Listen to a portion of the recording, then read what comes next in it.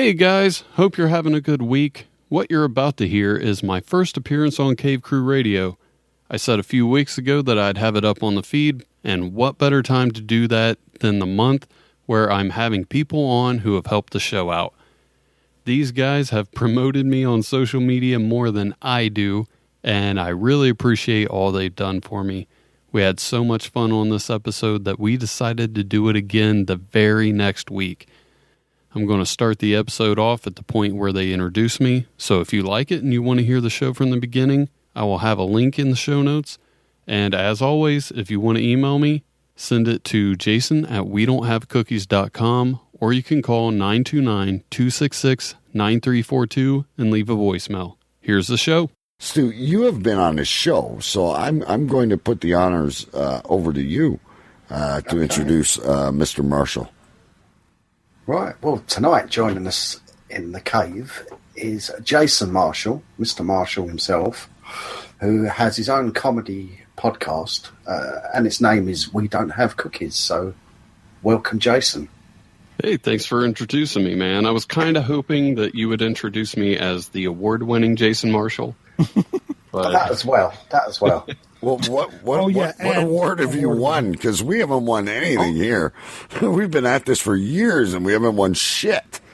I'm very proud of this award. That's why I always try to bring it up. At the Dayton Mall in 1978, I was giving the Cutest Baby Award. Nice. Well, you're the same age as my wife. You're just a young chap. So, Jason, I listened to your show, and I want to talk about the move in a minute, but because that's a major event in anyone's life. But where did you come up with the name We Don't Have Cookies? Well, I wanted to do a podcast for a very long time. I kept putting it off, so one day, one of the biggest things was trying to figure out the name. Sat around, wrote a bunch down, and then I went through, figured out what names were taken as far as the URLs go. And you couldn't get Cave Crew Radio, which really sucked. Yeah, that was at the top of the list. And that's how I found out about the show. And once I narrowed it down, sent a couple of tweets out and a few text messages and asked everybody which of those names that they liked best, and that's how it happened. And I like that because, I don't know, we Big B and I were talking about neighbors earlier, and we're like, neighbors, well, in our case, offer beers and hot dogs and shit. But it's great to say, like, if someone goes to Jason's house, by the way, you're welcome to a cup of tea, but I ain't got fucking cookies. So go fuck yourself. Now, what tell us about your show, because I'm not very familiar with your show. Basically, it's a platform for older, middle-aged black women to come together and just talk about whatever's on their mind. Gotta be so full of shit. That's not. No. I vomited in my mouth and choked on my beer at the same time. I don't think that's ever happened on air. What is it? Being a couple of local comedians. Sometimes I get other guests from different places, and we just sit around, talk about some strange news stories and life in general. Nice. So you'll fit in well here. Yeah, and I was listening to the last show, and you guys were talking about how much you like Metallica. That's and me. One of my former guests actually surfs with the bassist from Metallica. Nice. Oh, not the dead guy, right? The one that's alive. Yeah. Yeah. Okay. Yeah, it's not Cliff. So this isn't a zombie thing. It's zombie Cliff Burton. Oh shit! Great. That was rude. I apologize. Anyway, go ahead, Jason. I'm sorry. Oh, that was pretty much the end of that. I just thought it was interesting that somebody I knew was hanging out with a band that I love. Now you don't find that very often. Yeah. Well, you fucking told me last week you know the guy from the Cars. It's like my neighbor and I were outside last weekend listening to the greatest hits of the Cars, and you can't introduce me to that fucker. I don't see him anymore. It's probably because he's dead. I see him every fucking day wandering around the neighborhood where I work, but I don't see him anymore. Anyway, back to Jason. Sorry, Big B irritates the shit out of me, by the way, Jason. I'm just teasing, folks. So you're the one-man show, though. You've got, what's her name, Big Mama or something that comes on once in a while? Yeah, Mama Kate. Yeah. Yeah, she's a lot of fun to have on the show. Now, she's not your personal Big Mama. You're not greasing the piggy or anything like that. No. No, she's got 6 kids by another guy. Oh, so. Shit. Yeah, you don't want to get in there. You could go scuba diving up there. Jason, is she a comedian? Yeah. Oh, she is a comedian. Sorry. That's how we met. We did a show together one night, and I left the place. I'd often wondered whether she was a comedian, and I wondered how she got time to do any gigs with all those kids she's got. Yeah, that was one of her problems with comedy is when you get involved, one of the things you have to do is hang out at the clubs and watch everybody set, and then you have to hang out after and talk to everybody for an hour or two.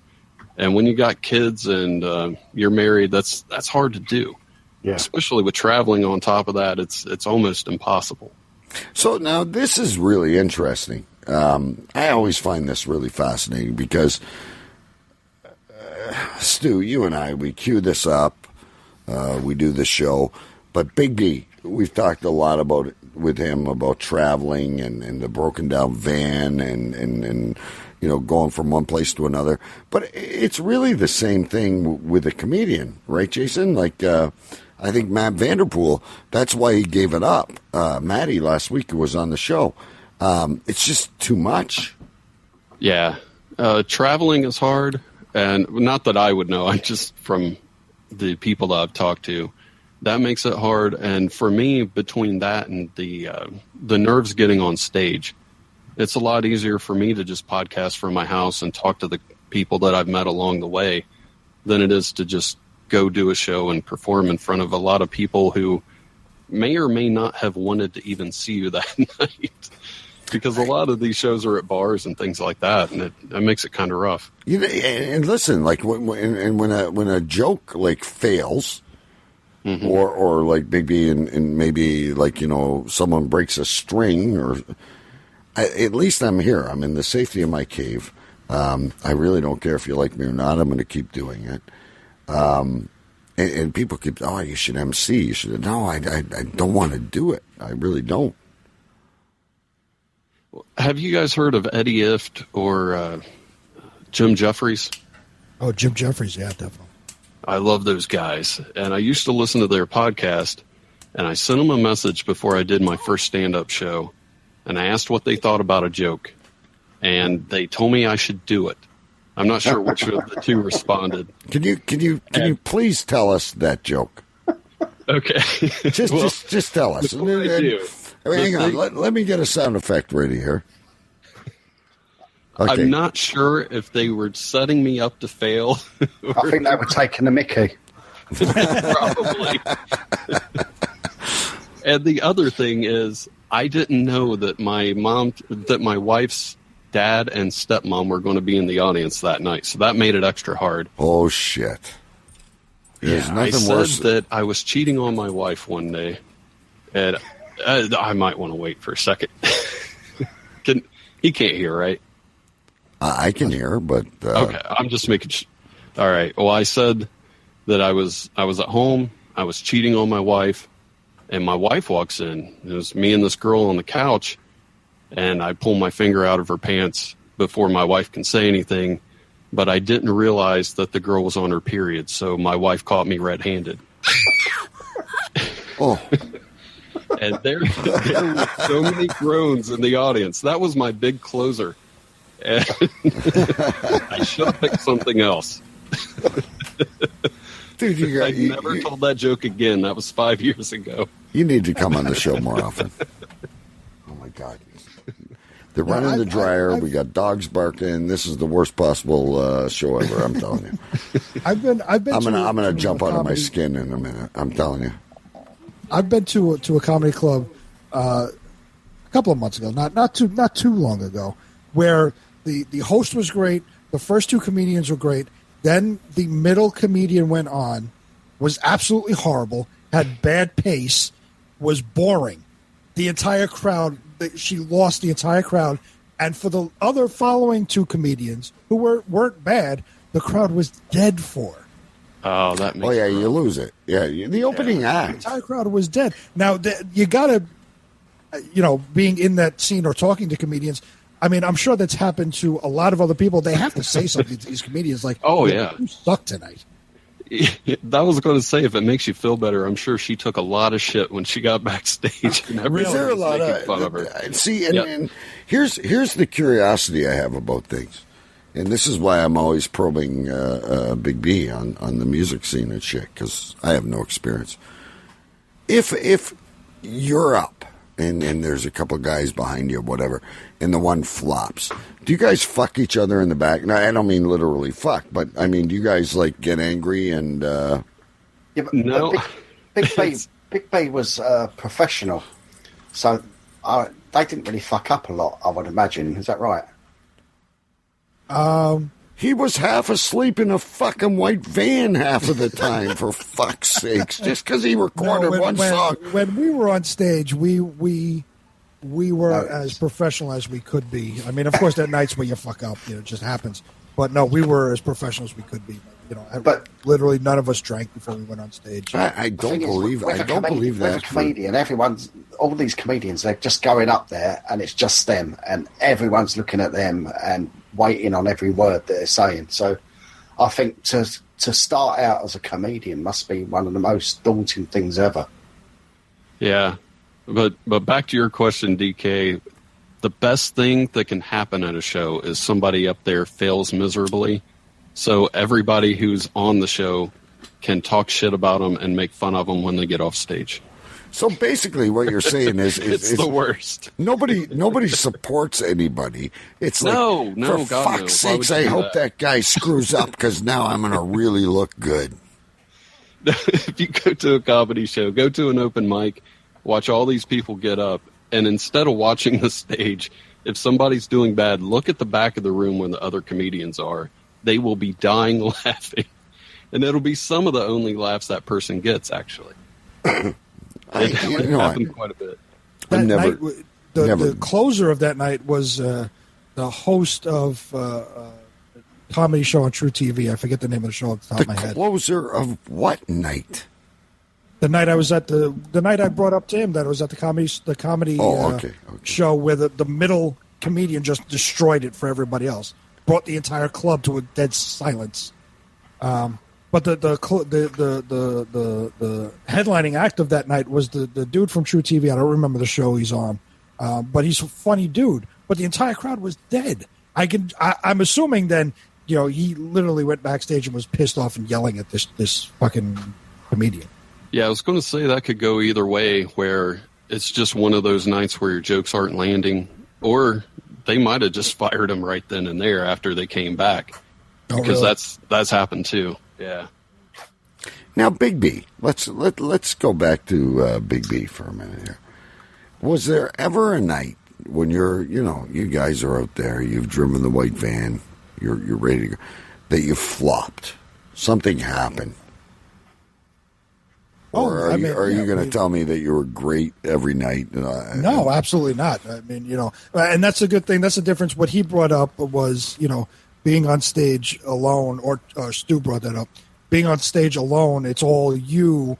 If you fuck up, everybody's looking at you. When you're in a band, if I fucked up one part, I could kind of turn to the drummer and, nobody would be looking at me. They're looking at the other guitarists. Or I know one time, my one guitarist completely forgot the middle section of a song where he has to play an acoustic part.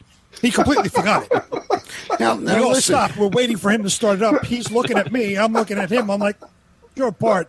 What he does is walk slowly behind me to hide. Now, eventually he figured it out, but we're all standing on stage just looking around like, what exactly? I don't do anything now. What exactly is the conversation at the end of that set, because you're buddies and you love each other and you're on tour. But there must have been you fucking bastard. Something must have went on. No, there's really in the music business, when you're in a band, you can laugh about those things, unless you break your fucking guitar over somebody's head and do something really stupid. But something like that, if you forget a part, or you really hit, you play the wrong riff at the wrong time, or something like that, that's all stuff you can laugh at the end of the show, because a lot of people don't realize you've done something very wrong. They just think it's part of the show. And I used to. We're not.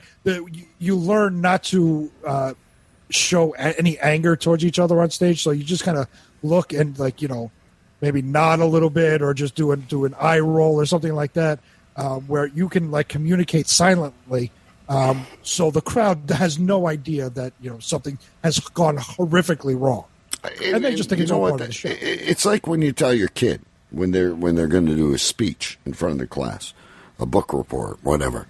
Yeah. They're not going to know if you missed. They don't know what's written on the paper. So you don't have to memorize it. But before we go to break, can you please tell me about the time you broke the fucking guitar over someone's head? No, I was just using an example that didn't actually happen. Did you ever want to do it?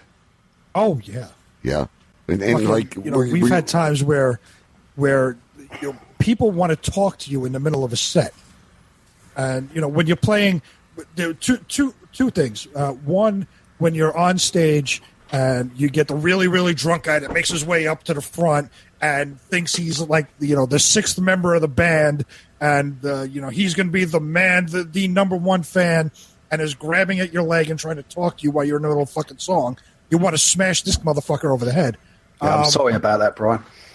Don't ever fucking do it again, Stu. Jesus Christ. How many times No, but were you literally choked up? How close were you?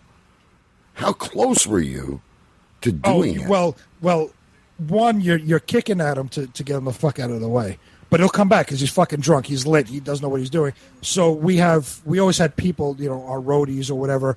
So again, the silent communication. You look at him, you kind of nod to this guy, and they'll fucking move him off their side and make sure he doesn't come back and bother you anymore. Give him a couple. There's been times where you play in these shithole places that don't have a stage, so you're playing on the floor in front of people. There's maybe a little drum riser, but then the bathroom is behind us. So in the middle of a set, somebody has to go pee. They're tapping you on the shoulder to move so you can go to the fucking bathroom. Can you at least wait till the fucking song is over? You really have to piss. When you gotta pee, you gotta pee. My fucking guitarist is in the middle of his fucking solo. Somebody's tapping him on the shoulder. Excuse me, I gotta get to the bathroom. Get out of here. Just be glad he didn't pee on the guitarist. So yeah, there are plenty of times when you want to just smash people in the face with your fucking guitar. The things we learn. Tonight, folks, stand-up comedy and a metal band that, if they had their own entourage, would have made it bigger, and you wouldn't have to play on a fucking floor. That's true. It's like I told my wife in our first apartment. If we had enough money to buy a bed, we wouldn't do it on the floor. Right. I apologize. You got a choice, the kitchen sink or the floor. All right, kids, listen. You're listening to Cave Crew Radio. We're here with Jason Marshall. And, of course, Big B and Choo Stu. And we've got news from the allotment. We've got some stories we've got to cover. And we're going to get Jason's take on all this shit. Let's take a really fast break. We'll do a little promo, and then one more. We like to do a prank call, so I've got a prank call here queued up. And then we'll come back, and we'll have some fun. So, Cave Crew Radio, ladies and gentlemen, Twitter, webpage, Facebook. I don't know how to explain it to you better. It's Cave Crew Radio. That's all you got to do. We'll be back. Hey, this is Jerry from the Bad Cop Show. You're listening to Cave Crew Radio. So you ask me what goes on the rest of the week. Facebook, Cave Crew Radio. Join the Cave Crew Radio group on Facebook. 7 days a week, 365 days a year. Find out where the stories come from. Where are the ideas plugging in? Cave Crew Radio on Facebook. Join today. Don't forget Twitter at Cave Crew Radio. Woodstock Hardware, Nick speaking. Hi, Nick. Hope you can help me out here. I'm in a bit of a jam here. Okay. My kids, they crazy glued the toilet seat. Mm-hmm. This is pretty embarrassing. I'm sitting here stuck on the toilet seat. Well, let me see. I know we've got a solvent for that, but I think what you're probably going to end up having to do is you might end up calling paramedics. Look, Nick, this between you and me. I'm not going to say a word to anybody. Well, come on, Nick, think, man. I feel you can help me out of here. I'll do what I can. I'm getting scared because, if that stuff can hold a construction worker up by his hard hat, it definitely ain't going to let go of me and my ass. About the only thing that removes a glue like that is acetone. Wait a minute. I'm sorry. Ooh, I'm so embarrassed, but I had to go. I'm sorry. All right, now what'd you say, Nick? Acetone. It's a very caustic substance. It's pretty heavy duty. Oh, so it's like a salve for your ass? No, what it actually is, it's never really thought of it like that. Okay, and you have that there at your store? We do. Oh, well, Nick, okay, that problem solved. Come on over. Bring some of that over here and rub it on my behind parts, and man, I'll be up and out. Well, the thing is I don't want to end up doing more damage that's already been done. Nick, I got a toilet seat stuck to my ass. You can't do no more damage than that. Nick, you get to see me naked. I work out. I got a 6-pack and a toilet seat. Be like Abraham Lincoln and come over here and set me free. Come emancipate my ass. Problem is I don't drive. I'm gonna send a cab over there to you. I'm sorry, but I absolutely Nick, can't. you can do this. Look, have confidence in your abilities, Nick. You go grab that ass salve and you march out that door with your head up high, hop in that cab. You make your way right here and set my ass free. Okay. I'm absolutely not. Free my ass. Free my ass. Free my ass. Thank God Almighty, I'm going to free my ass. I really think for your safety, it's going to be best if professionals handle it. My sticky ass is your destiny, baby. This is your job. Every now and then, God sends you a job to do. This is your job. Who knows? I could be an angel. Wait a minute. Hey, I'm off. Okay, never mind. Thanks, Nick. No problem. Glad to see you're off.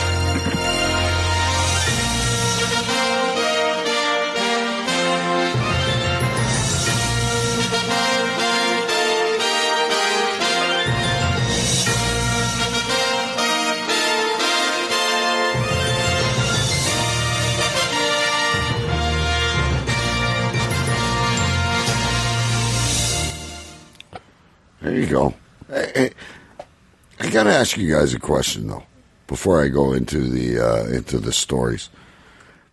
I've never glued my ass to a toilet seat. I got to admit, but I always have problems when I use crazy glue. My middle finger and my thumb stick together, and I can't get it off my fucking skin. And if the wife doesn't have any nail polish remover, I'm fucked.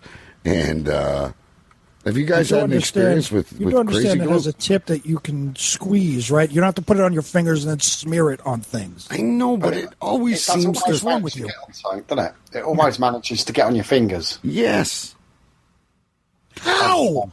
I use fucking crazy glue and fucking gorilla glue. Never get it on my hands. You squeeze the bottle. I don't know, Jason. Jason, finger painting with this stuff? Jason, have you ever had an experience with crazy glue? Yeah, my kid was messing around with the hanger one day, and she was just smacking stuff with it. She was just a little kid. And we got upset with her because she broke it. So behind her back, she was trying to make us happy and fix it. She got the super glue on her fingers. I don't know what she was doing, but she touched her tongue and got it on her tongue. I've never done that. It stuck. She came out of the bathroom screaming that she had it on her tongue. And she was so young, she didn't realize we could just take it off. And she was crying that she thought she had ruined her entire life. Hey, could you imagine how she was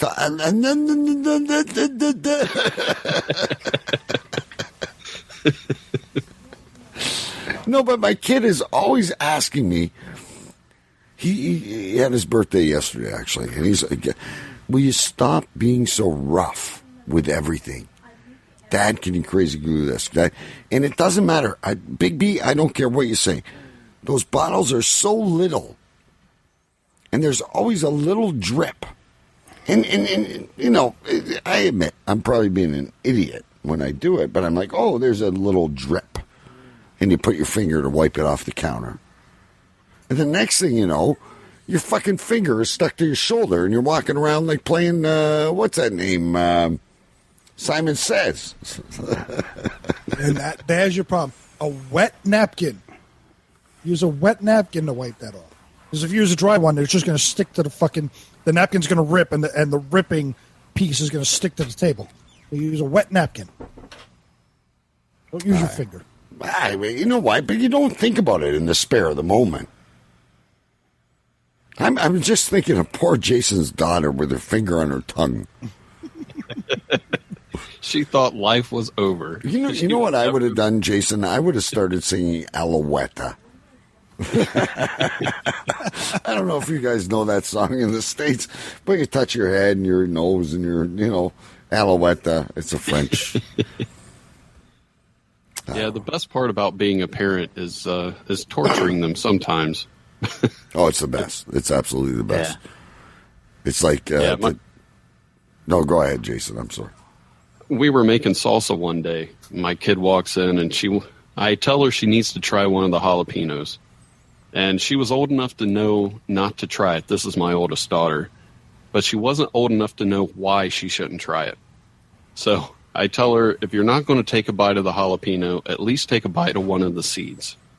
Oh, that's the worst part. She had no problem taking a bite of one of the seeds. That is just my wife cruel. Could stop her, she had her tongue in a glass of milk. And I think I've told this story before, but it's like the guy at the bar that's always asking to buy shots, or the girl. It could be a girl. I'm not discriminating. Buy me a shot. Buy me a shot. So you order Tabasco and tequila. It'll kill him. Yeah, Absolutely. I took a whole mouthful of seeds after I did that just to try to make it up to her. That's the seeds are the worst, folks. Choo Stew is the chef. He'll tell you. But they deserve it. They've glitter bombed me. They've done a lot. So we do a lot of pranks over here.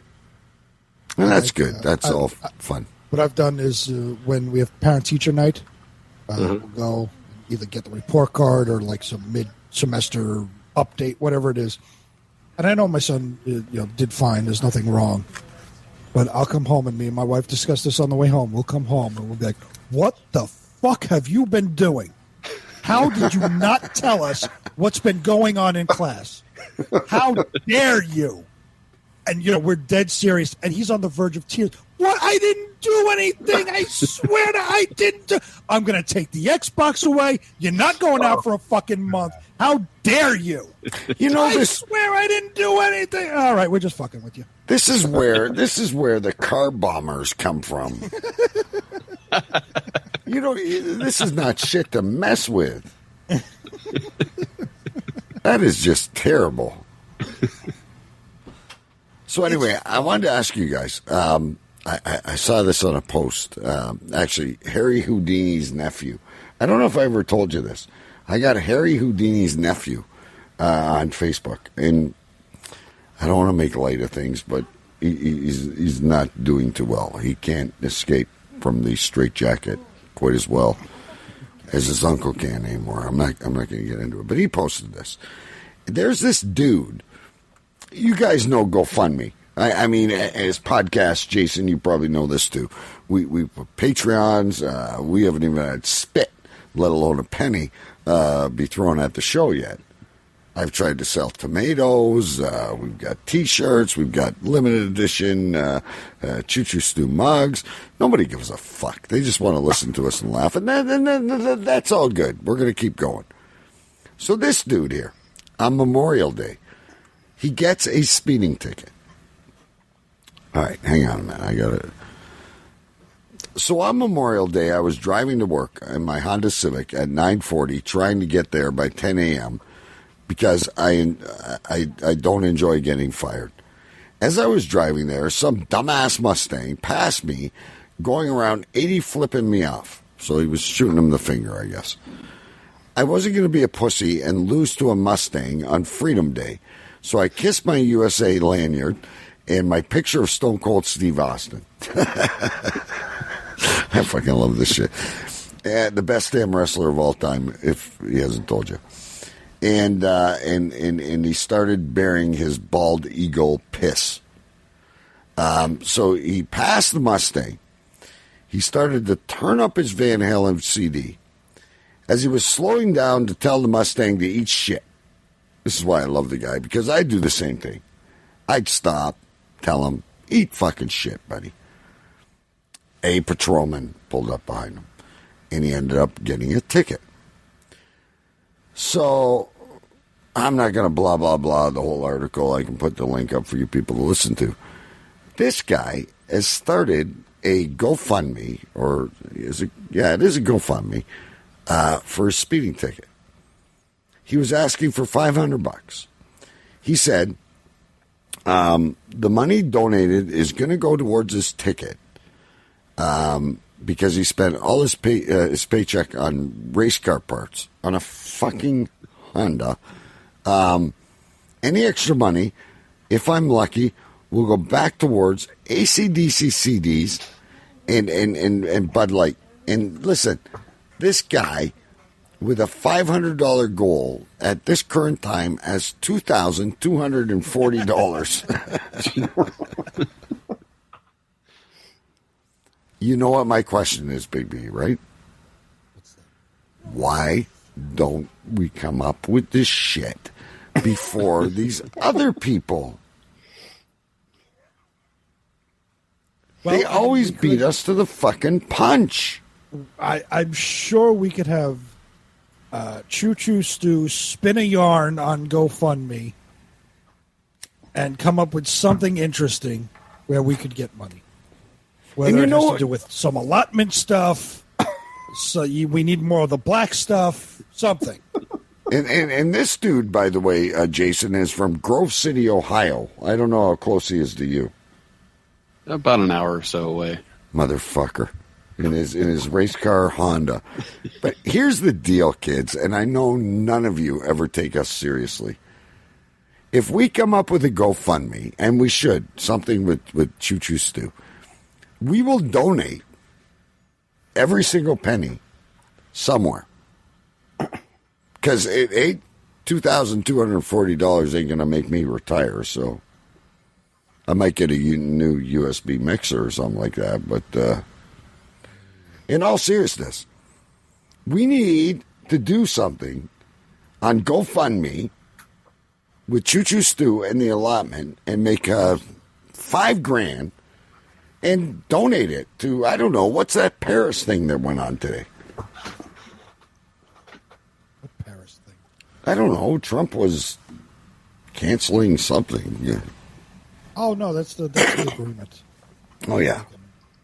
Okay, I'll set it up and you have to set it up. Right and we need a very sad story about the allotment and something. Either we need a new shed or black stuff, or there has to be a very sad story as far as the allotment goes. Because trust me, there's 4 of us in the room right now. $5,000 ain't gonna do shit. That's true. So we'll throw it somewhere. We'll I don't know. We'll give it to prostitutes in Thailand or something. I think the lesson to be learned here is you have to have some bullshit cause It can't be anything meaningful. And you have to punch it up and make it funny. Do you guys remember? Do you remember the dude? And I think we're going back to Double Talk Radio here, and we had him on the show, Big B. The guy that did the potato salad recipe. I think he was from fucking Ohio too. That's all we do is just beg for money. But the guy There's not a made. lot else to do in Ohio. Do you remember how much money? Do you remember how much money that guy made? He's like, you know, here I am. Give a few bucks to the show. I'll make sure everybody gets a T-shirt. Blah blah blah. Fuck, we haven't had a hit. Doesn't matter. This guy, I got a potato salad recipe, and the guy gets 60 grand. Like I just, maybe I need to get more bizarre about my thinking. Here's what we should do. I'll block off a section of my property. We'll make it maybe 6 foot by 10 foot. We'll tell people we want to see how high we can get that grass. To donate money, it's all going to go to Miracle Grow. We're just going to pour that shit on every day. And I guarantee you we'll get about $5,000. I betcha. That's the kind of shit that sells. That's market that to the farmers because they want to know too. How much Miracle Grow will it take? And how the hell did you grow that grass so long? And then you're going to have like the Ohio State Police or whatever going, what kind of grass is that? It's not legal here yet.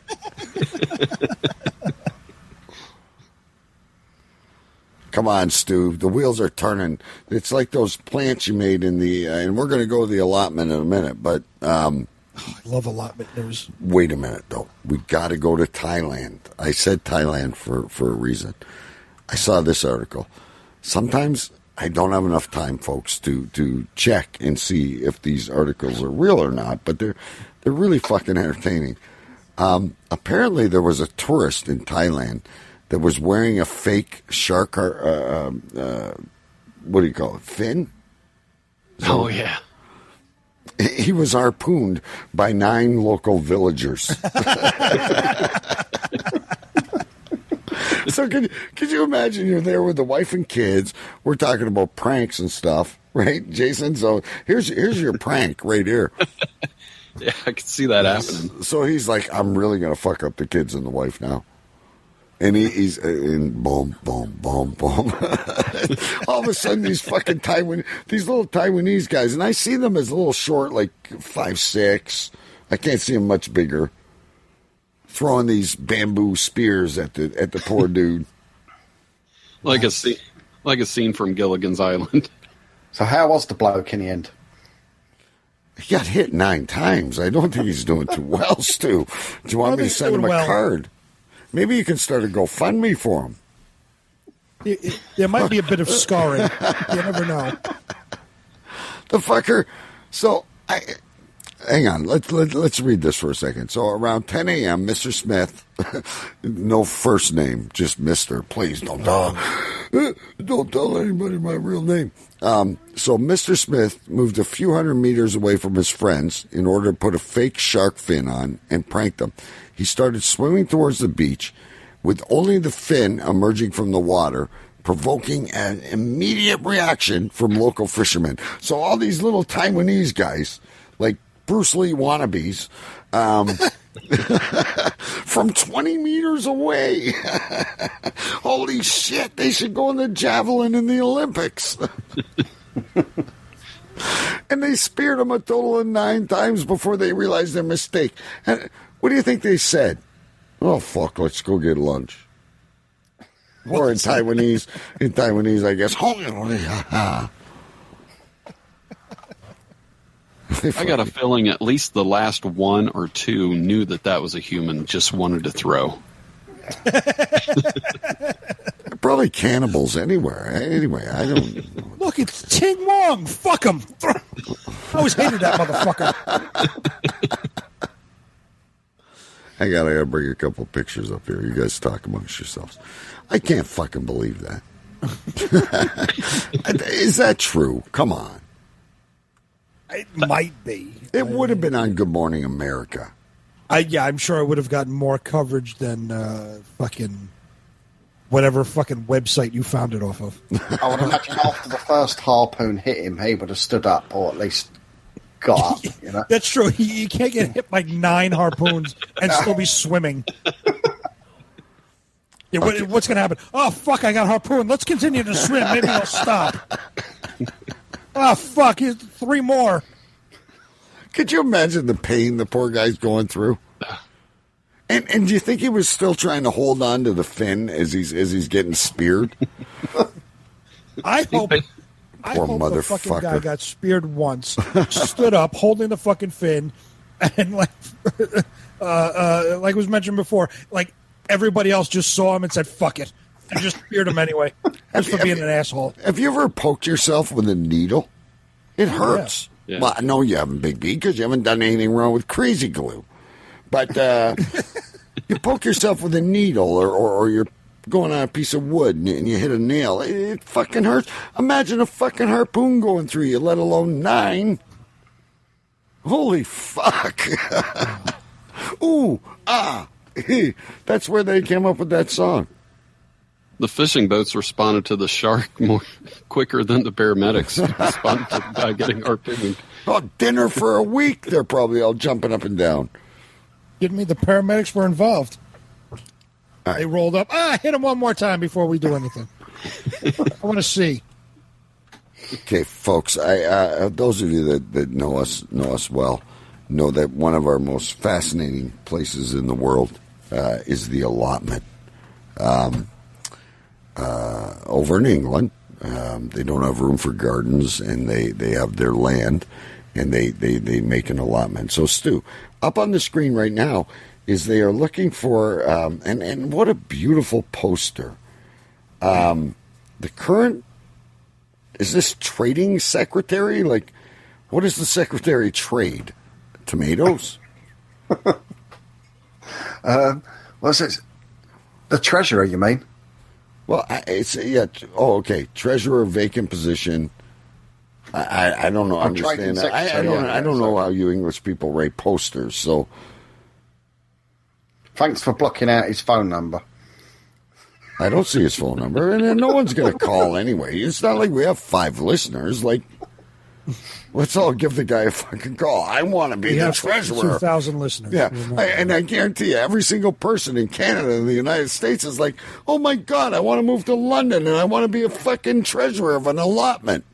Can I apply for the job? I mean, I worked in Treasury for 14 years. I know what I'm doing. Can I apply? You can apply, and you can use the lawnmower whenever you feel like it. No lawnmower yet. No lawnmower yet. We're not there yet. What's going on with the fucking treasurer? Is he that old? Well, his wife is not very well, so they come as a duo. So I think they're gonna be hanging up their wellies or whatever they use, you know. So, what happens, Stu? In all seriousness, what happens? You got to find someone that's willing to do it. It's like anything, and everyone wants to belong to a club, don't they? But no one wants to run it. So I'm saying, if you got no treasurer, you got no black stuff. No. So can I be the treasurer? I'm sure you could. Yeah, can we? Is there stipulations where you have to be a member of the allotment to be the treasurer? Yes, Big B has Wi-Fi. Of course, I have Wi-Fi. I worked in Treasury for 14 years. Yeah, I thought it was more than the treasurer, but yeah, I'm sure you could. I would love to be the treasurer. How fucking kick-ass would that be if I was the treasurer of the allotment? You would be like, who's that guy from that year? No, it was one of those Santa Claus puppet movies. Burgermeister Burger. Oh, was that remember him? The guy with the broken foot. He didn't like toys. All he did was get rid of the toys. Remember him? Yeah. That's who you'd be like. So I would love to be the treasurer of the allotment. I'd order more black stuff than they would need. Yes. Just so everybody has a little extra. Unlimited black stuff for everyone. That's for unlimited black stuff for everyone. I like that. And if you could get one lot delivered straight to plot 24, please. Stu, Plot you just 24. gave away. If there's anyone that hates you out there, they now know your plot. and here's the other thing, folks. Before I go to the next announcement from the allotment, Stu, tell me about the chair that your wife found at the edge of the street that you were refinishing for the allotment. No, well, it was in someone's front driveway, and someone was dumping like a bed and all sorts of stuff, and amongst the stuff was a nice hardwood garden chair. So she knocked on the door and said, "Can I have that for the allotment?" And she got chatting to the woman. So she brought it home and asked me to renovate it to take to the allotment. How do you renovate a fucking chair? Well, there's two ways of looking at it. You know, you see these guys on the TV programs where they get sandpaper and they finely sand it down with different grades, and then they'll lovingly give it, several coats of varnish. Well, I done it my way. And what I done, I got the pressure washer out and I jet washed it and then put a load of fence stain on it. So it was a 15-minute job. And you're bringing it to the allotment. Oh, well, it's there already. It's sitting there proud as anything. So that's for the person who's tired of shoveling the black stuff. Jason, are you soaking all this in? I love allotment news. Allotment news is the best news all week long. With fence stain. Now, here's the best part of the story, Stu, and I want to move on to the next part, but I got to clarify this a little bit, because I think if my wife or I found a chair at the side of the road, we just kind of grab it and throw it in the back of the truck or the back of the car, whatever, on the scooter, whatever we're riding that day. You guys go to the door. Say, "I realize you have garbage on your fucking lawn. Would you mind if I take your chair?" Like, and is this woman now part of your book reading club? Like, it's just, you said, and the wife and her had a great chat about the chair. Yeah, well, they did. Apparently, she went, "But you know what? I've watched you go past my house for years, and haven't your children grown up?" Like stuff like that she was talking about. And we drove by there tonight actually, and just to see if she's got anything else she's thrown away. All this, folks, you may not find this as fascinating as I do. So now I drive, Big B, I know you have a vehicle, and I'm sure Jason does. We drive down this road, we see it, the old leather couch, the end table, the barbecue, whatever it is. If I'm going to steal it, I'm going to steal it. I ain't going to the door and saying, "Hey, buddy, by the way, tell me the history of this fucking chair." But, it just, Stu's not going to he doesn't bring a chair from his house or goes out and buys a cheap chair that he can bring. No, he brings garbage chair to the allotment. He's at IKEA. That's what you do. You don't spend. And it's funny enough because we've got an actual whole suite there, like garden suite, 2 benches and a table already. And we got that from someone else's front garden. So all you do all week long is go around and pick out other people's garbage to bring to the allotment. The allotment is fucking Sanford and Son. He probably slams the wheels. It's a fucking junkyard, apparently. He probably slams the wheels on his damn train. Look at that in the ditch. There's a fucking towel in the fucking Thames. But people throw away stuff that's perfectly good, don't they? You really do own London Bridge, don't you, you motherfucker? It's sitting in the allotment. It's next to the shed and the garbage chair. It is not in Arizona. I refuse to believe it. London Bridge fell down and Stu picked it up. It's in plot 24. Okay, back to the allotment. Jason, are you okay? We're not insulting you, are you? No, you're fine. Okay, we just get a little carried away sometimes. So I was thinking of a friend of mine, he's a frequent guest on the show, found a perfectly good red leather chair in the middle of a parking lot. The only problem with it was it had karma asshole scratched into it. Oh, What? that'd be, He sat in it just to take a picture, thought it would be funny, and then when he got in, he realized it was brand new because it still had that smell to it. So I think he's just getting it reupholstered. Somebody carved karma asshole. Yeah. hey, Big I'm B. assuming it had to be a wife that got mad at her husband for some reason. Exactly. I don't see a guy doing that. But. Do you not listen to some of the stories we cover? Last week, a woman cut a guy's head off while he had goggles on. That that was crazy. Women are nuts, man. Oh, they are. Didn't you hear my wife back here? I'm like, I'm doing a show, so shut the fuck up. I shut the door. I live with 3 of them, man. It's terrifying sometimes. Makeup sex is the best. Don't worry, guys. Anyway, back to the allotment. I'm going to start driving around, Stu. I bet you're right, though. One man's garbage is another man's gold. That's what they always say. And you have to show us a picture of that chair in all its glory with fence paint on it at the allotment. All right. I definitely will. So the second thing, and I'm sorry, Stu, you have to understand, I'm in Canada. I don't know if these American gents and our listeners feel the same way, but people always text me and ping me on Facebook. More allotment, more allotment. They love the allotment as much as I do. There was apparently a violation of the 1 foot rule. And this is a really good poster. Is this the guy that retired that made this? Yeah, it's the guy that's retiring, yeah. Apparently, hang on, I gotta zoom out. I can't read it. See, I went and spoke to the guy to use the petrol lawnmower, and he said, no, you can't use it because someone has violated the 30 centimetre rule, or the 1 foot rule.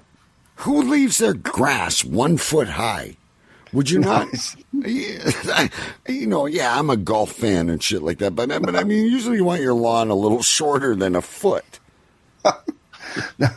No, basically what you got to do, right, on your plot, you can't put anything within 1 feet around the edge of the plot. It's not how high the grass is. Oh, I see what you're saying. So this guy violated the. So you basically got about 10 feet, and if you go 10 feet 1 inch, you get a poster made. I mean, if you're I'm sorry, I find this so funny, folks. It just fucking kills me. Remember last year, Big B, when the tree was, they weren't allowed to cut the trees. Oh my God! You're really not allowed to do anything at the allotment. You can grow like a tomato in a specific spot. Otherwise, you can't do shit. You can you can pile black stuff as high as you can, as high as you want, but that's about it. Well, the guy that runs the whole allotment, right? He's came back because he's spending a lot of time up the hospital with his wife. But he came back to the allotment early one day and caught a load of people having like a communal bonfire. Yeah. And they were sticking potatoes in it and just having a little social. Well, the guy went ballistic. He said, there's no one's to light any fires unless he is there. Now, wait a minute. Why were they sticking? Wait a minute. See, this is what North American people don't understand. Why were they sticking potatoes in the fire? Well, to eat them. We use marshmallows. We make s'mores. We don't put potatoes in the fucking fire.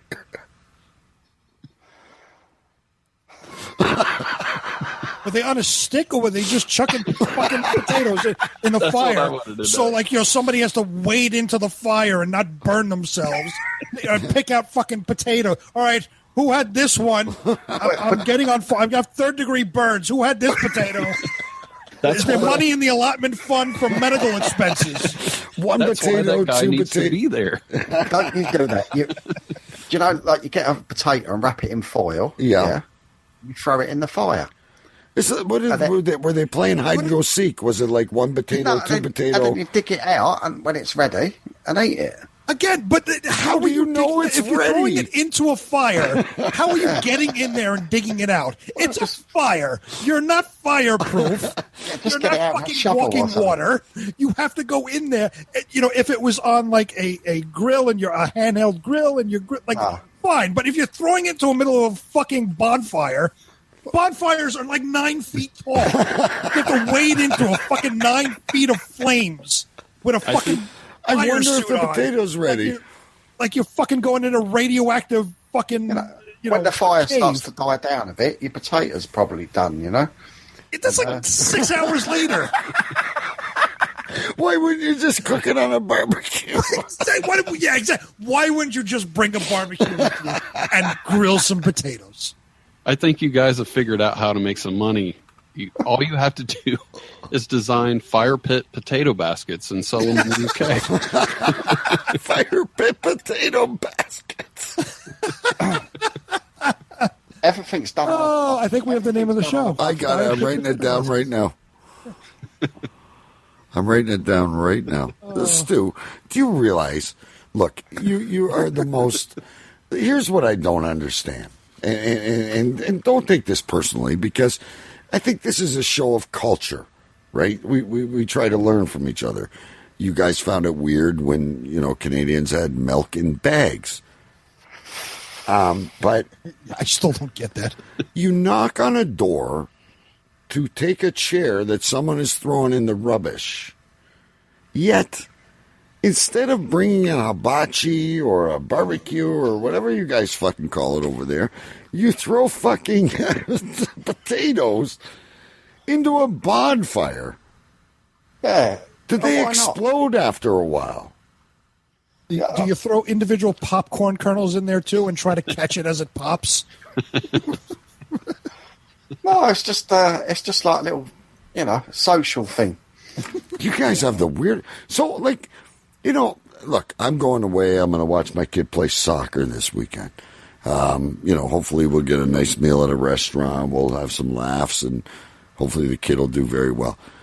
On the weekend, is it the major thing to go to the allotment and do all these, you've told us about fashion shows and awards and who's got the best bean plant? Every Saturday they do have an exercise, where everyone joins in, and they might be litter picking or cutting hedges.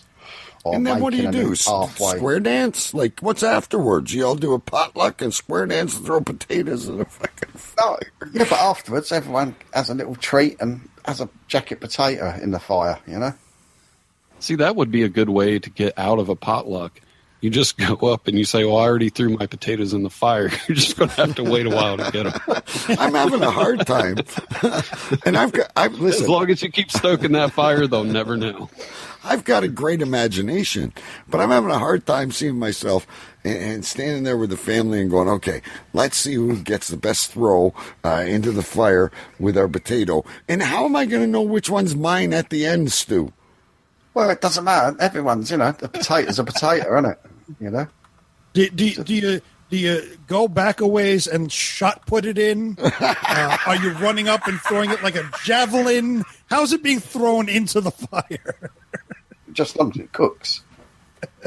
Folks, I don't know if you'll support my GoFundMe, but you do not know how badly I want to go to England.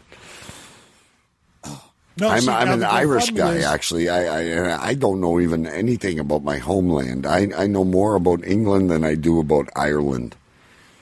We need to have the GoFundMe so we can create allotment potato bonfire basket. What was it called? It was called the Fire Pit Potato Holder.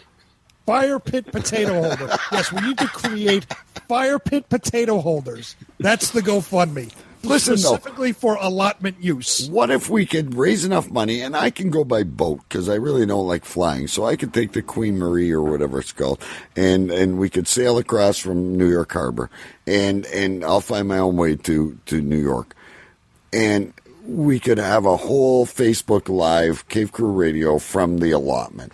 I would love, because I'll go. You come to New York and you're taking a boat to fucking England. Yes. I'm going with you. On the Queen Marie.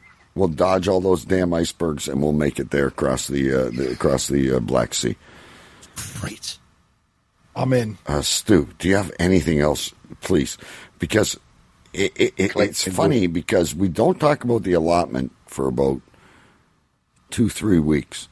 And whenever we have this little tidbit from the allotment, you have so much more, and you never tell me this stuff off air. You never tell me this stuff. What the neighbour did, right? Everyone cuts everyone's grass. Like, if you borrow the lawnmower, you'll cut your neighbours and all that. Well, I've got a path between myself and a neighbour. It's a lawn path, and it's no more than, say, 2.5 foot wide. So what he does, he just cuts half of it that's from the middle to his bit, and leaves all mine long. I mean, what's all that about? Well, can I that brings up one more question. I apologize, guys, because I do have more stuff to talk about here, but I could talk about the allotment every day. Yeah, the allotment I find completely fascinating. You have lawn at home, yes? Yes. Yes. So the allotment is supposed to be for growing vegetables. Yeah. Why would you have grass? What purpose? What purpose does it serve? Well, I've just actually sown a load of grass seed yesterday because the plot is a very big plot. So if you split it up with grass paths, you've got less area to grow vegetables. Then why don't you get a smaller fucking plot? Like, why would you waste your time growing grass at the allotment? But isn't that the point of the allotment, to grow as many vegetables as you can? Yeah, so if you have a certain size, use it to grow all vegetables. It takes a lot of time and energy. That's the problem. Then why don't you get one of those, what did they call it, Big B, we were talking about? Now, anybody, and if you don't know, you need to go back and listen. What was that miniature allotment they had? Remember? They had like the quarter size and the... the starter plot. The starter plot. Why don't you just get it? Why would you grow grass? You have grass to take care of at home. Why would you want...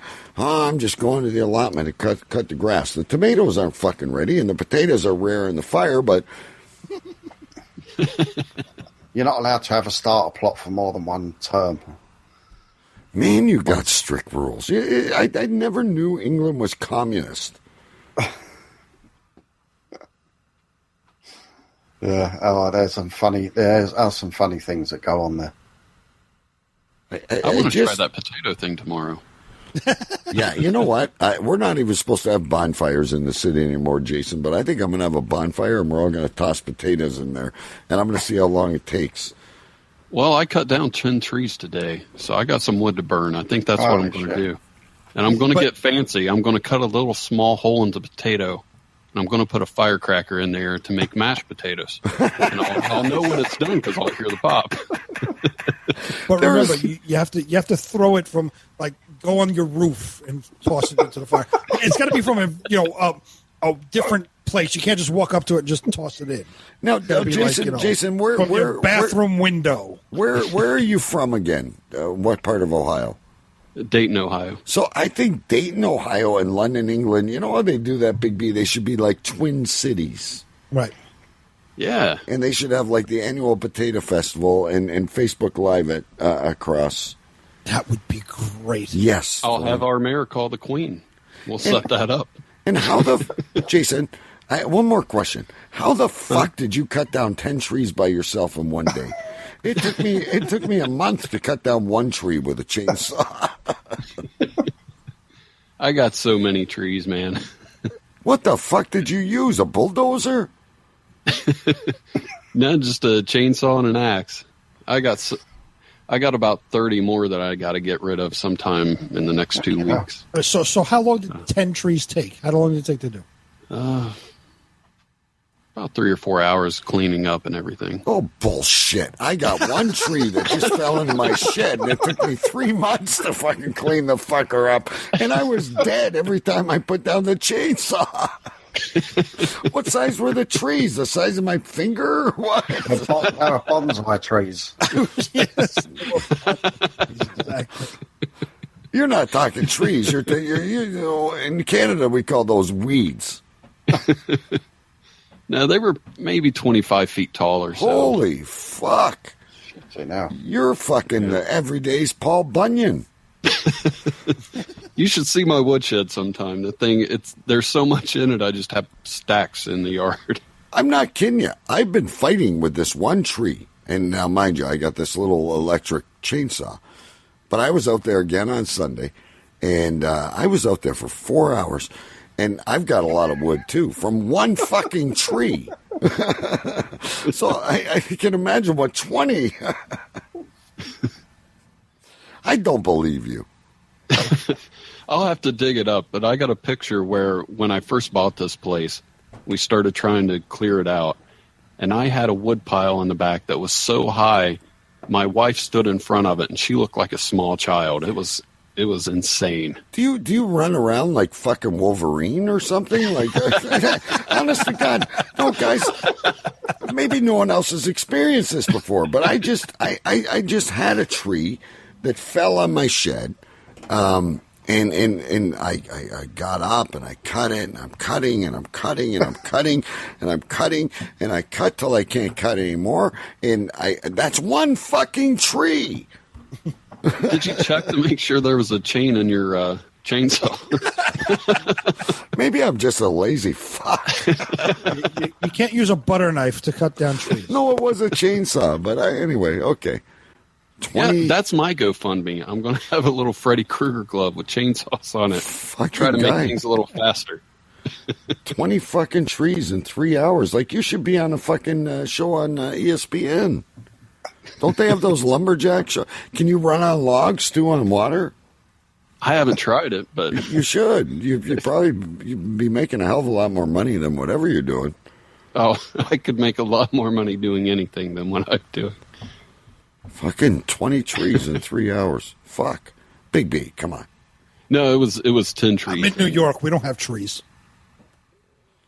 That's true. You just gunned down people. I shot 5 people today. That's right.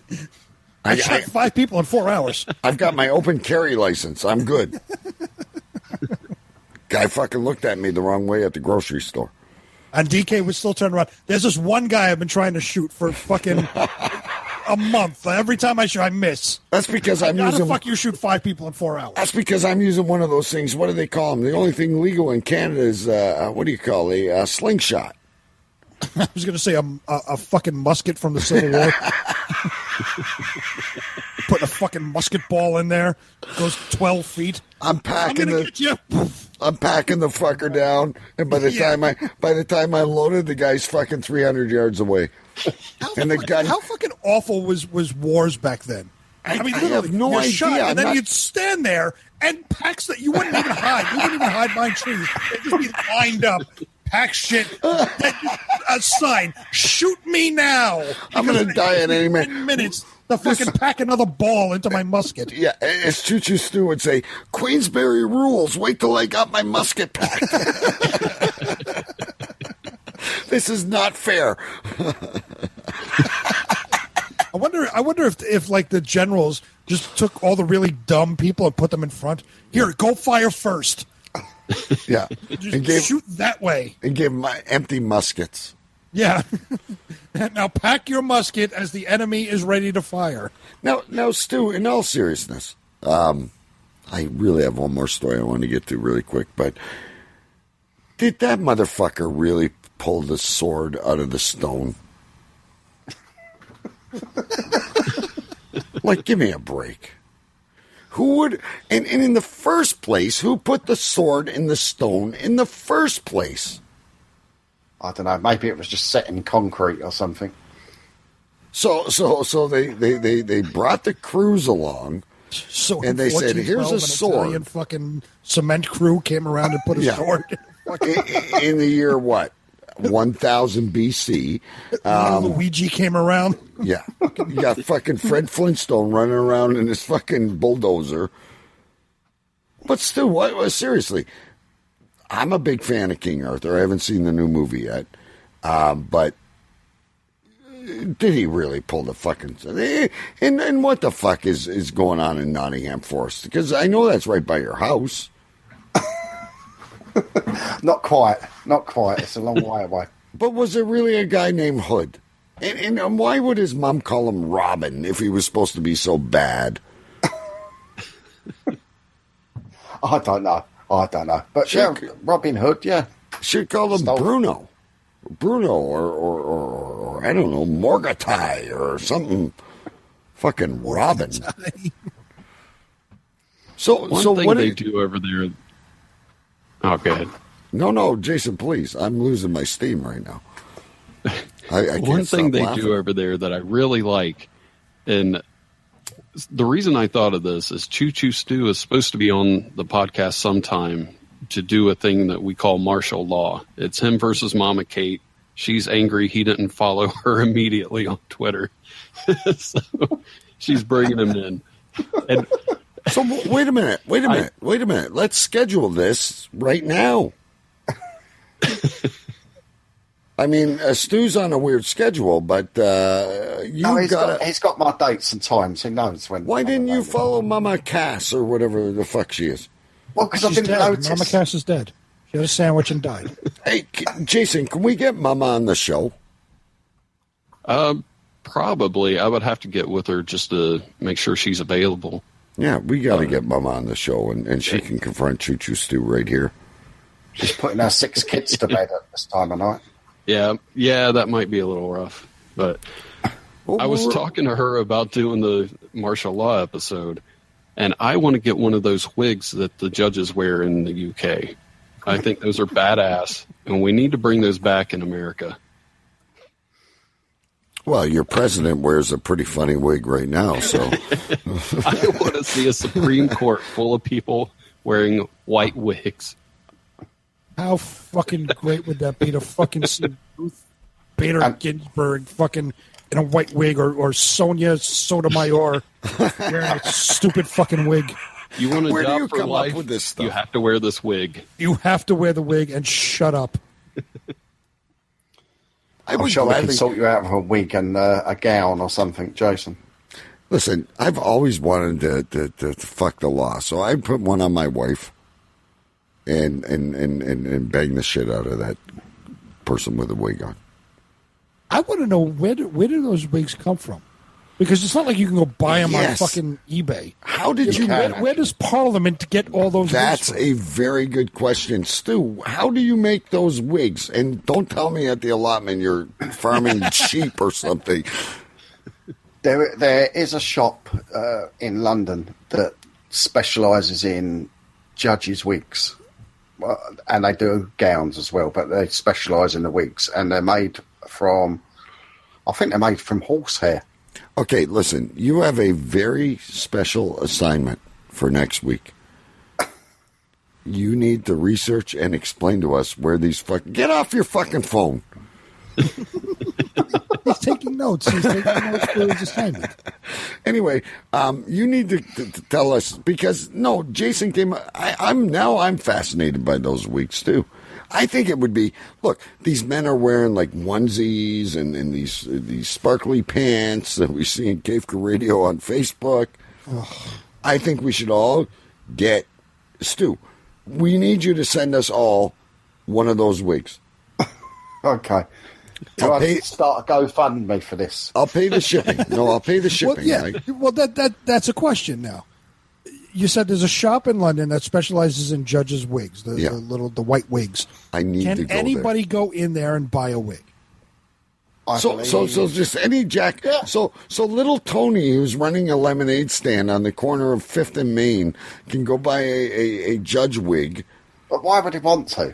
Well, I'm just saying. Why wouldn't he? Is the question. But they're very expensive. You know, they cost hundreds of pounds, unless you go on eBay. Well, how much are they on eBay? Get on that fucking phone. There's one. How much is that? Is that Jason Marshall? I gotta pull that up. Leave that up, Stu. I didn't see that. £5.69. Well, so £5.69 is about $15. I could see Jason Marshall cutting down trees. I usually wear a coonskin Yes, hat. I have to have that. Never mind Daniel Boone, Jason Marshall. You need a fucking... you need a judge's... I love it. Stu, I want one. Tree down where And it's and if you look, Big B, at the top of the screen, it's one of 6. You have a choice. So you know what that means? It's 5 pounds. So that's what that's like $8 US. That's probably like 52,000 Canadian dollars. No, it's not that much. Give me a break. It's like $1.70. So that means we all have to buy these wigs. And I come on want the one. show. I want to go out as Halloween. Now that Jason brought this up, for Halloween this year, wherever I go, even if I'm just handing out candy, I want to dress up as an English judge. I want to call myself Robin.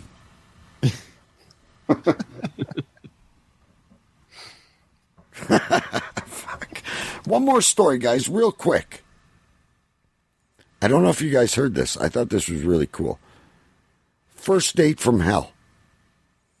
Apparently, there was a Texas man that went to a movie, Guardians of the Galaxy 2. Which, by the way, folks, if you're into superhero movies, great movie.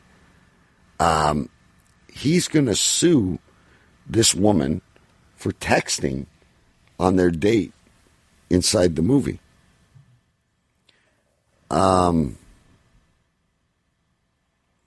Apparently, he wants to be reimbursed for the $17.31 he spent on this freaking ticket. You Americans fucking kill me worse than the fucking English. Why would you sue for $17.31? Ridiculous. I just had to throw that in there at the end. All right, Stu, I know it's getting late in England, and I'm sure we're going to be pretty unanimous on this one, but Choo, get off your fucking phone. I'm off of it. He's going to come on next week with one of those fucking wigs on. I guarantee you, B. I'll send it to you. You can come on with it. I'd love to have one of those wigs. absolutely Listen, wear it on the show. Jason and I are going to talk offline, and I'd like to know how he got fucking 20 trees done in 3 hours, because mine took me weeks. And I'm not kidding you. I was working hard on that motherfucker. Yeah.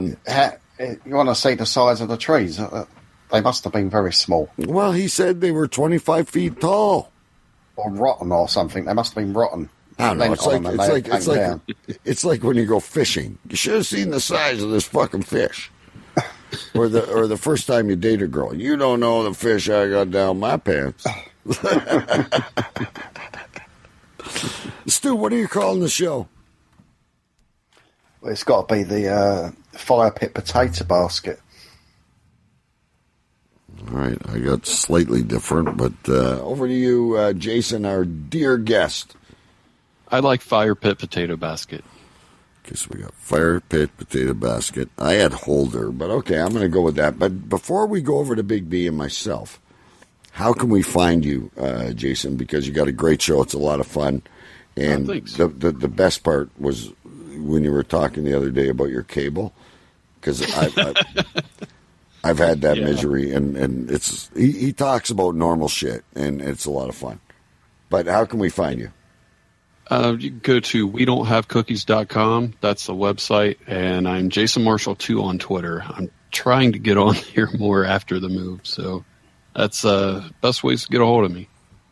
And by the way, because when we have fun, we like to say, will you come back again? Oh, yeah. And listen, it's okay if you hate us. You can say no. No, I was hoping I would do good enough to get asked back. Oh, of course. We'd love to have you. And these are the times we have the best. So, Big B, you've got 2 votes for... and wait a minute. So it's wedon'thavecookies.com. It's that simple. Yeah. Okay, that's cool. And what do you do? Like, it's weekly or it's not live, right? No, it's a weekly show. Usually comes out Mondays and Thursdays. A lot of times it's just Mondays. On the website, I say comes out every Monday and Tuesday, or Monday and Thursday, except when it doesn't. And is it usually like you, or do you always have a guest? I always have a guest for the most part. When it is me, I try to keep it to about 5 minutes because nobody wants to hear this by themselves. And by the way, you have 3 people here that are constantly competing for airtime. Yeah, I'd love to have you guys on. Hey, we're all here. Big B, I think Big B is 1 ahead of me right now, and it really pisses me off. So I've been on one show. Well, I haven't been on I've been any. on one show for Chris Ripka, and he thinks I've been on 27 different shows. Yeah, but I've never been asked on a show. Ever. Well, sorry, I was on Stu's show, but the only reason he did that is because he felt sorry for me. Well, I've never been on Stu's show. Well, there you go. I'm one up on you. Now shove that up your ass with a fucking hot potato. Exactly. Stu doesn't bother asking me on the show. I used to do these shows called takeover episodes where I would go to somebody else's show and people from my podcast, we'd just go in, we'd make our own show out of it. You guys should do that till we don't have cookies. It would be the first reverse takeover show. Oh, my God, you'll never have another listener ever again. You don't want that. Just chuck that in the fire with the potato.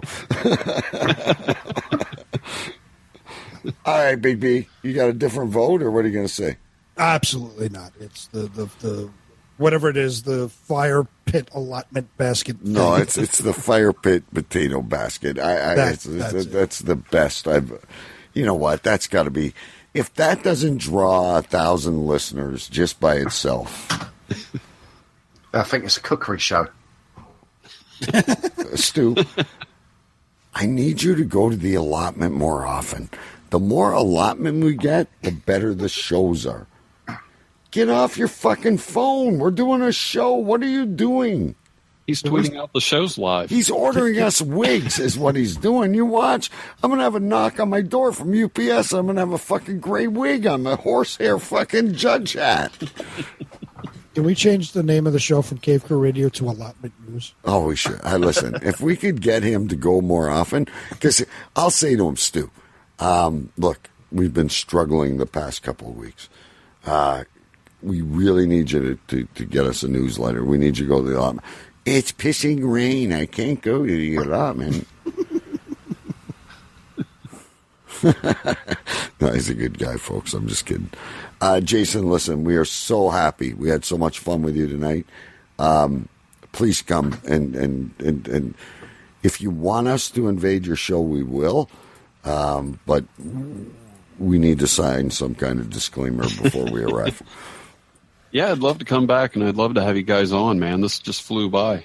It's always a blast. You're welcome anytime. Sometimes Stu says it's too late to come on, so big deal. Well, yeah, next Thursday's cool, man. There we go. Appreciate you inviting me back so quick. There we go. A double header. I'm just kidding. You want to do a double header? You're welcome. Look. Just don't. I was just kidding about that. If you no, you're more than welcome. No, he really wasn't. Look, it makes my job that much easier. No, seriously, anytime you want to come back, I bet you we're going to get tons of good feedback, except for fucking the Stu Cam, folks. Those of you that watch on YouTube can see Stu. He really doesn't pay attention to what we're doing. He doesn't know. What are you Googling now? I'm not Googling. I'm just looking. I was looking at the clock. It's very late here. No, but Big B and I both know the clock is about 40 feet in the air.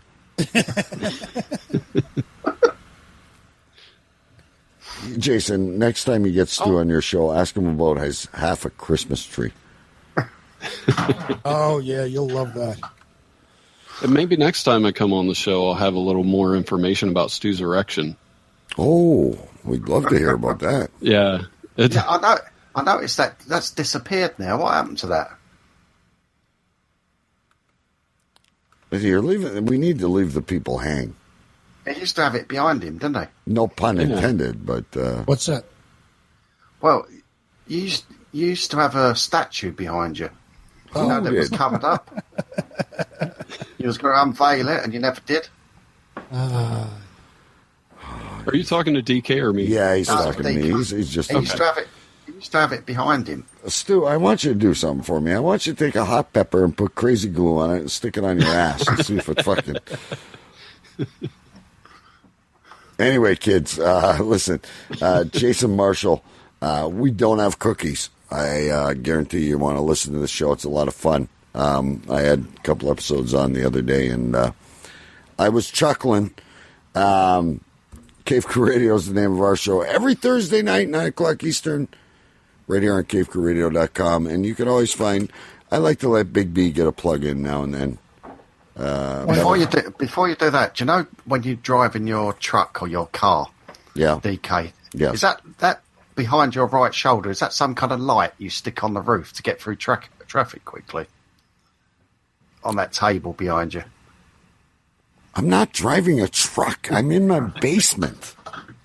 When you drive your truck, yeah? Yes. Do you do like the cops do? You know when they used to stick this light on top of the roof? Yes. What's that on the table behind you? Yes, and I play the theme from Hawaii Five-0. It's got like this red light there.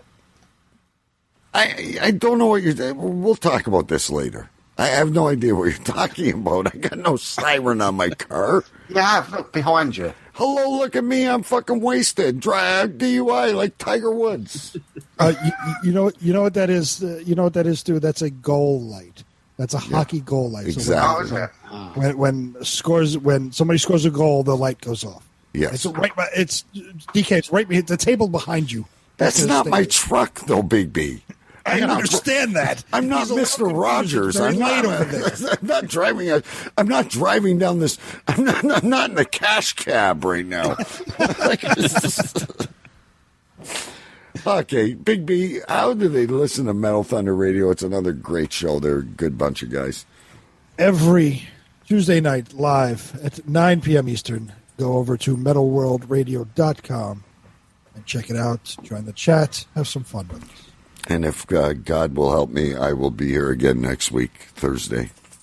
And maybe Jason will be filling a chair.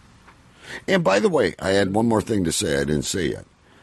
Mike Jolitz is threatening us with only three shows left. Mike, you have a job here at the Cave anytime you want. However, that's the easy way out. Keep going. Shut up! Shut up! Shut up!